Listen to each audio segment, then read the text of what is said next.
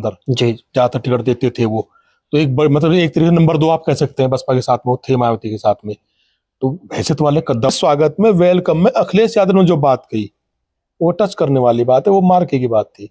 उन्होंने कहा आजम खान की बराबरी में, वो आजम खान बड़े लीडर थे, हैं, रहेंगे, मैं उनके मुकाबले कुछ भी नहीं हूँ। जय हिंद, मैं हूं परवेज पवार और आप देख रहे हैं एलकेबी हिंदुस्तान। उत्तर प्रदेश की सियासत में बीते दिनों नसीमुद्दीन सिद्दीकी की कांग्रेस छोड़कर समाजवादी पार्टी में ज्वाइनिंग चर्चा का विषय बनी हुई है। आपको बता दें कि कांग्रेस और सपा इंडिया अलायंस में है और कांग्रेस से नसीमुद्दीन सिद्दीकी समाजवादी पार्टी में गए हैं।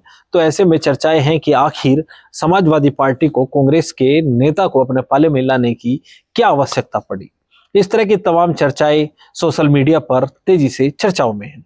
तो हमारे साथ लोकेश सलारपुरी जी मौजूद हैं जिनसे चर्चा करेंगे कि नसीमुद्दीन सिद्दीकी ने जिस तरह से समाजवादी पार्टी ज्वाइन की है, बड़ी संख्या में उनके समर्थक उनके साथ मौजूद थे, तो इसका 2027 के विधानसभा चुनाव पर क्या असर पड़ेगा और समाजवादी पार्टी को इसका कितना लाभ मिलेगा। सबसे पहले तो लोकेश जी आपका स्वागत है। बहुत बहुत धन्यवाद परवेज भाई आपका।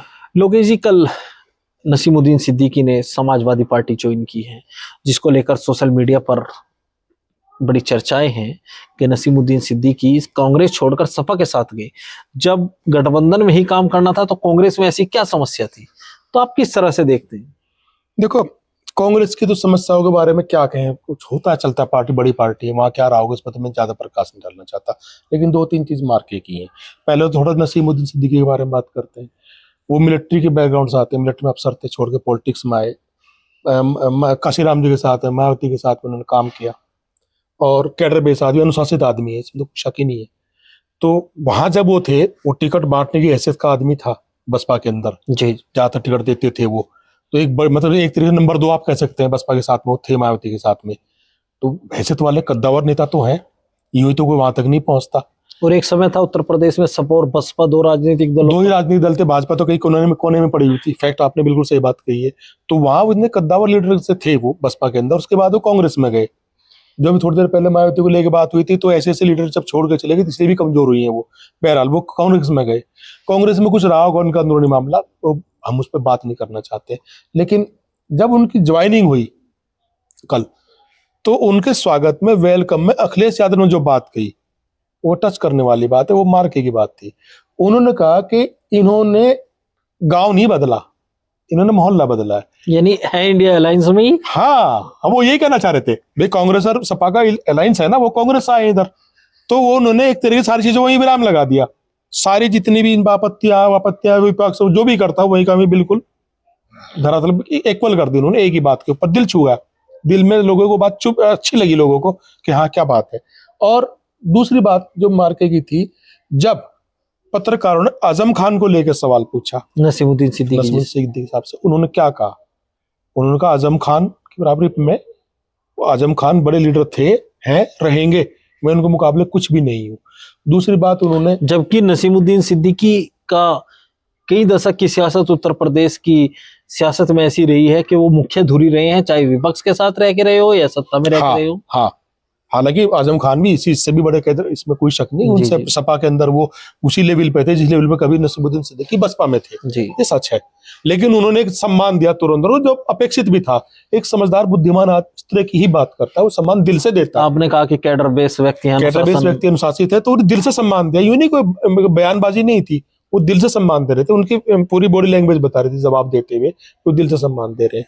एक बात, उनके साथ जो लोग आए हैं वो केवल कांग्रेस से नहीं आए हैं, वो बसपा के पुराने लोग भी आए हैं, और उनके साथ जो लंबे टाइम तक चले, अपना दल से भी, सभी दलों से आए हैं, और सभी समाजों से भी आए हैं। खाली ये नहीं खाली मुस्लिम लोग आए हो, अलग अलग पाल समाज से भी, कई समाजों से लोग आए हैं। तो उन्होंने एक बहुत बड़ा स्टैक समाजवादी पार्टी गठबंधन को दे दिया सीधे सीधे, जो वो कांग्रेस में नहीं कर पा रहे थे किन्हीं वजहों से। वो सपा में आते उनको फ्री हैंड हो गया, और वो एक चीज उन्होंने एक तो गिफ्ट कर दिया समाजवादी पार्टी को। तो इसका मेरे हिसाब से 2027 के चुनाव में बड़ा इंपैक्ट जाएगा गठबंधन की। तो आपको लगता है कि इसका लाभ समाजवादी पार्टी को मिलेगा, लेकिन किस तरह से मिलेगा? भाई देखिए, जब कोई आदमी मूवमेंट करता है कि एक से इधर से उधर जाता है, कोई कद्दावर आदमी है, तो मोटा लाभ तो चुनावी लाभ ही मिलता है।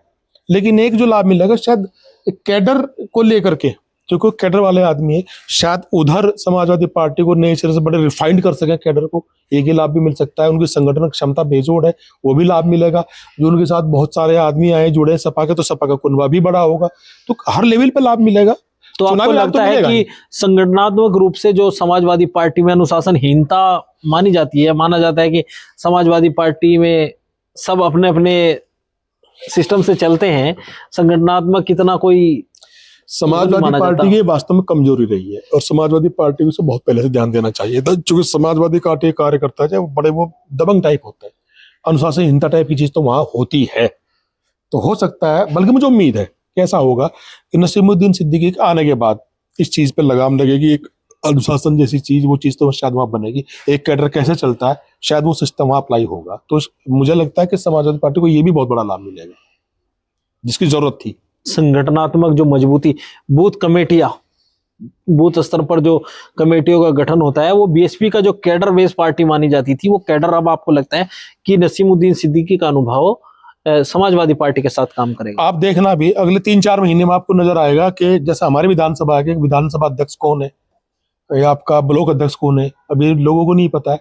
शायद अब आपको धीरे धीरे सबका पता लगना शुरू हो जाएगा। ये बड़ा इम्पैक्ट आने वाला है। अच्छा, सोशल मीडिया पर एक चर्चा ये भी है कि नसीमुद्दीन सिद्दीकी जब बसपा छोड़कर कांग्रेस के साथ गए तो कांग्रेस को क्या लाभ दिया?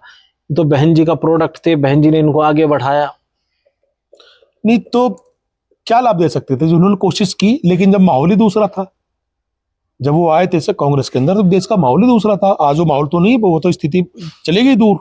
जो सांप्रदायिकता और एक अजीब से माहौल था, अफरा तफरी का माहौल था, उस माहौल में वो आए थे। और फिर कुछ कांग्रेस की अपनी अपनी कमजोरियां भी हैं संगठनात्मक, वहां कुछ एक अजीब कॉकस भी है। ये कांग्रेस जो लगातार राहुल गांधी की इतनी मेहनत के बावजूद भी जो कांग्रेस अपने आप को खड़ी नहीं कर पा रही है, तो कांग्रेस की अपनी संगठनात्मक बहुत सारी प्रॉब्लम है। ऐसा ही नहीं है, इस बात को हर कोई जानता भी है, लेकिन वो पता नहीं कब दूर कर पाएंगे। राहुल गांधी कोशिश कर रहे हैं, कितना कर पाएंगे नहीं पता। नहीं तो जो अप्रोच आज राहुल की है, अगर संगठन होता, ये कमियां ना होती, नसीमुद्दीन सिद्दीकी जैसे आदमी का सही इस्तेमाल कर पाते, तो ये दिक्कतें थोड़ी ही आती। उन्होंने तो कहा, नसीमुद्दीन सिद्दीकी ने जब कांग्रेस छोड़ी तो उन्होंने कहा कि मैं जो काम जिस शिद्दत से मैं काम करना चाहता हूँ उस हिसाब से मुझे काम करने का मौका नहीं दिया जा रहा। बिल्कुल नहीं मिला होगा। ये तो सभी की शिकायत है। कांग्रेस के आसपास कोई भी जाता है, उसकी सभी की शिकायत यही है कि वहाँ अजीब सा माहौल है, और ये कांग्रेस की सबसे बड़ी कमजोरी है। जब तक कांग्रेस इस कमजोरी से पार नहीं पाएगी, तब तक कांग्रेस बिल्कुल भी उम्मीद ना रखे कि रिवाइव कर पाएगी। अच्छा, ये मैं लोकेश जी आपसे जानना चाहूंगा, क्या आपको लगता है, जिस तरह से आप उत्तर प्रदेश की सियासत पर बड़ी बारीकी से नजर रखते हैं, क्या अखिलेश यादव नसीमुद्दीन सिद्दीकी की क्षमता का पूरा इस्तेमाल कर पाएंगे? देखो, जो उनकी विनम्रता है अखिलेश यादव के भीतर, जो उनकी एक इमेज पे मेरे दिमाग में बनी हुई है, बल्कि सभी के दिमाग बनी हुई है, उस हिसाब से तो मुझे लगता है शायद इस्तेमाल कर पाएंगे। क्योंकि उनके अंदर भी, अखिलेश के अंदर एक चीज तो है कि वो सम्मान देते भी हैं और इस्तेमाल भी करना जानते लोग, वो शायद करें। मुझे लगता है कि वो इसका लाभ उठा पाएंगे। अच्छा, ज्वाइनिंग को लेकर जिस तरह से एक मंच सजाया गया और समाजवादी पार्टी के बड़े बड़े नेता, खासकर वो नेता वहां पर मौजूद थे जो बहुजन समाज पार्टी के बैकग्राउंड से आए थे, चाहे वो बाबू सिंह कुशवाहा हो, चाहे जो सांसद हैं लालजी वर्मा वो हो, इसके अलावा कई ऐसे नेता थे जो बीएसपी के बैकग्राउंड से आए, वो उनके स्वागत के लिए वहां पर मौजूद थे। तो उसको किस तरह से देखते हैं? बहुत पॉजिटिव अप्रोच देखता हूँ मैं ये। मतलब ये खाली आप ये मत मानिए कि खाली नसीमुद्दीन सिद्दीकी चले गए सपा में कांग्रेस छोड़ के, ऐसा नहीं है। एक बहुत बड़ा संगठन मान के चलिए आप जा रहा है उधर, जो बसपा का भी रहा है और भी अपना दल वगैरह का भी रहा है। जो एक ये था ना, जो बहुजन मूवमेंट था जिसे बोलते हैं, वो जो बिखरा बिखरा चल रहा था, तो मुझे लगता है उसका बहुत बड़ा स्टेक नसीमुद्दीन सिद्दीकी के साथ समाजवादी पार्टी की तरफ गया है, जिसकी बात अखिलेश यादव भी करते हैं, जिसकी बात बार बार करते हैं। उनका पीढ़ी बहुत मजबूत होगा इससे, जो कमजोरियां थी बहुत सारी, वो बहुत हद तक दूर होंगी, तो बड़ी स्ट्रांग होकर उभरेगी समाजवादी पार्टी। इसमें मुझे तो साफ दिख रहा है ये। तो समाजवादी पार्टी में पूर्व कैबिनेट मंत्री रहे नसीमुद्दीन सिद्दीकी की ज्वाइनिंग का 2027 के विधानसभा चुनाव पर क्या असर पड़ेगा, यह तो चुनावी नतीजे बताएंगे। लेकिन जिस तरह से समाजवादी पार्टी की ओर से उनका स्वागत किया गया और समाजवादी पार्टी को लेकर जो नसीमुद्दीन सिद्दीकी ने बात की है, उसमें एक चीज और बड़ी है कि उन्होंने कहा कि मैं मुलायम सिंह यादव का बसपा में रहते हुए भी सम्मान करता था। इस तरह की बात भी नसीमुद्दीन सिद्दीकी द्वारा कही गई। तो कहीं ना कहीं ये ज्वाइनिंग बड़ी समाजवादी पार्टी के लिए इमोशनल भी रही है और जिस तरह से नसीमुद्दीन सिद्दीकी के बयान सोशल मीडिया पर वायरल हुए हैं, उसको लेकर आमजन में भी ये संदेश गया है कि नसीमुद्दीन सिद्दीकी एक अनुशासित नेता है। तो आगे भी तमाम अपडेट हम आपको देंगे, तब तक के लिए बने रहिए एलकेबी हिंदुस्तान के साथ। जय हिंद।